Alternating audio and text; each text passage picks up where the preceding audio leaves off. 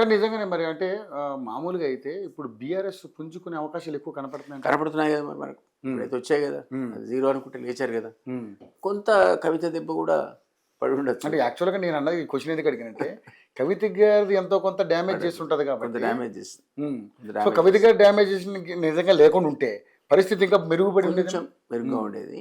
అంతగా పెద్ద డ్యామేజ్ చేసినా చేయకుండా ఇప్పుడు గతం నుంచి మనందరం కూడా కుటుంబ పాలన, అవినీతి పాలన, పక్షపాత పాలన అనుకుంటా వచ్చాం. అవును సార్. ఎంతగా ఎవరు పట్టించుకోలే. మనం మాడుతున్నాం, అందరు అంటున్నారు, పోతుంది.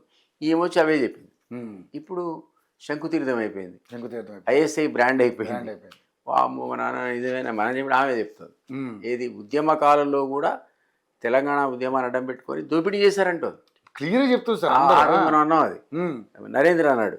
నరేంద్రని సస్పెండ్ చేసినప్పుడు బీసీ లీడర్, ప్రముఖ బీసీ నేత, ఆయన కేసీఆర్ మీద ప్రెస్ మీట్ ఏమన్నాయంటే వీళ్ళు ఉద్యమం ముసుగులో ఆంధ్ర వాళ్ళ దగ్గర విపరీతమైన డబ్బులు అవుతున్నారు, ఈ ఉద్యమం కాదు, వీళ్ళకి ఉద్యమమే ఉద్యోగం అన్నాడు. అప్పుడు ఎవరు కూడా సీరియస్గా తీసుకోలేదు. ఇప్పుడు ఆమె ఏదే ఉంటుంది, వీళ్ళకు ఉద్యమం కూడా ఒక ఉద్యోగమే అని, దోపిడీ చేశారు ఆ ముసుగులో అని చెప్తుంది. సో ఇట్లాంటివి కొన్ని మనం ఎక్స్పెక్ట్ చేయలేదు. అది ఆమె చెప్తే ఏమైందంటే అథెంటిసిటీ వచ్చింది, ఫ్యామిలీ మెంబర్ కాబట్టి, అందులో ఉంది కాబట్టి. సో ఆమె ఇచ్చే సర్టిఫికేట్ పూర్తిగా వాళ్ళ పూర్వపరాలు తెలిసినవాడు కాబట్టి వాళ్ళ బొక్కలో లెక్కలన్నీ తెలిసినవాడు కాబట్టి ఇంపాక్ట్ డెఫినెట్గా పార్టీ మీద కూడా, ఓహో వీళ్ళంతా అందరు కలిసి పంచుకున్నారు, దోపిడీ జరిగింది. ఎమ్మెల్యేలు అందరూ తిడుతుందా, ఎమ్మెల్యేలు ఎంపీలు వాళ్ళ ఫాదర్ తెలియకుండా ప్రతివాడు దుకాణం పెట్టాడని చెప్తుందా. సో అందువల్ల దాని ప్రభావం కాస్తో కూస్తో ఇప్పుడు ఉంది, రేపు రాబోయే రోజుల్లో మీకు ఎమ్మెల్యే అండ్ ఎంపీ అనేది పడుతుంది.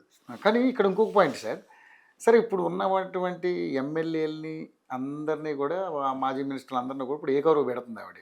సార్ పార్టీలో ఉన్నప్పుడు వీళ్ళందరినీ సపోర్ట్ చేసింది కదా సార్. అంటే అప్పుడు అవినీతి కనపడింది, ఇప్పుడు ఎందుకు ఈమెకు అవినీతి కనపడుతుంది? పైగా మా నాన్న చాలా బంగారు లాంటి వ్యక్తి, ఆయన ఏది ఆయన ఉత్తముడు, వీళ్ళు అవినీతి మరకలు అంటిస్తారు అంటుంది. అంటే ఎలా నమ్ముతాం? అది సాధ్యపడే పని కాదు. సపోజ్ మనం కూడా మన ఈ సీఎం గురించి అనుకున్నాం, ఆయనకి ఏమి తెలియదు అంటే ఎట్లా? ఇప్పుడు అన్నదమ్ములంతా తెలంగాణ జోన్స్ కింద పంచుకున్నారు, జోన్ 1, జోన్ 2, జోన్ 3 లాగా. మీకు ఏరియా లోపల మీకు ఏదైనా రియల్ ఎస్టేట్ సెటిల్మెంట్ కానీ లేకపోతే ఇంకేదైనా రెవెన్యూ సెటిల్మెంట్స్ కావాలంటే మీకు వాళ్ళ పేర్లు చెప్తున్నారు. ఇటైతే ఈ రెడ్డి తిరిగిపోండి, అటైతే ఆ రెడ్డి తిరిగిపోండి. జోన్ సిస్టమ్ లోపల ఎవరు వాళ్ళు పంచుకొని లూటీ చేస్తున్నారు. ఇప్పుడు మనం సీఎం తెలియదు అన్నాం అనుకోండి, ఇవన్నీ పాపం సీఎం తెలియదు అమాయకుడు అంటే ప్రజలు నవ్వుతారు. అవును. కాబట్టి ఈమె కూడా మీ నాన్నకు 100 రూపాయలు ఇచ్చినట్టు తెలియకపోవచ్చు, 50 రూపాయలు 60 రూపాయలు ఇచ్చినట్టు తెలుసు కదా.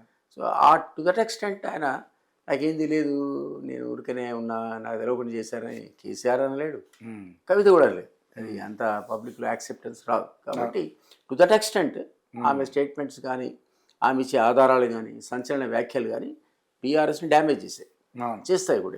ఇంకా ముందు కూడా చేస్తుంది. ఎందుకంటే ఇప్పుడు మాధవన్ కృష్ణారావు గారినే తీసుకుందాం, ఆయన మీద కూడా ఇప్పుడు ఐడిపిఎల్ భూముల్ని చెప్పేటింది. ఆయన కూడా ప్రతి ప్రెస్ మీట్ ఇప్పుడు సవాల్ చేస్తారు. నిజంగానే ఐడిపిఎల్ అంటే అంత పెద్ద సంస్థలో ఆయన అలాంటి కార్యక్రమాలు చేసే అవకాశాలు ఉంటాయంటారా సార్? సరే, కబ్జాలకు అవకాశం ఏముంటుంది? నేను చాలా గవర్నమెంట్ పూర్తిగా సెంట్రల్ గవర్నమెంట్ ల్యాండ్ కదా సార్, అది అదే గవర్నమెంట్ ఆఫ్ ఇండియా ల్యాండ్ అయినా కూడా నేను చాలా సందర్భాల లోపల మన హైదరాబాద్ లోపల డిఫెన్స్ ల్యాండ్స్ ఉంటాయి, కంటోన్మెంట్ ల్యాండ్స్ చాలా మంది పేపర్లు తెస్తూ ఉంటారు. అది డిఫెన్స్ ల్యాండ్లో ఇంక్లూడ్ చేయడానికి ముందు ఆ పట్టా అందులో ఉందంటాడు. మీరు ఎయిర్పోర్ట్ అథారిటీస్ దగ్గరికి నేనే ఒక 4-5 వెరిఫికేషన్ కూడా పంపించా అప్పుడు ఎంపీలతో రాసి. వాళ్ళు నాకేం చెప్పారంటే, సార్ ఇది ఆల్రెడీ ఫెన్స్డ్, ఇది మా పొజిషన్లో ఉంది, ఇది క్వశ్చన్ లేదు ఇచ్చేదని చెప్పారు.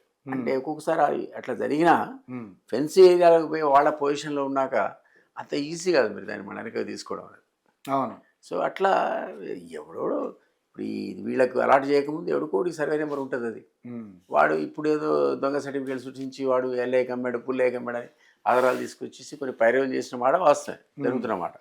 మరి ఐడిపిఎల్ కృష్ణారావు ఆ భూముల గురించి ఆయన మాట్లాడాడంటే స్థానికంగా ఉన్నటువంటి పవర్ఫుల్ లీడరు. సో అందులో ఇట్లాంటివి నేను చెప్పినట్టు కొంత స్కోప్ ఎక్కడ ఉండి ఉంటుంది.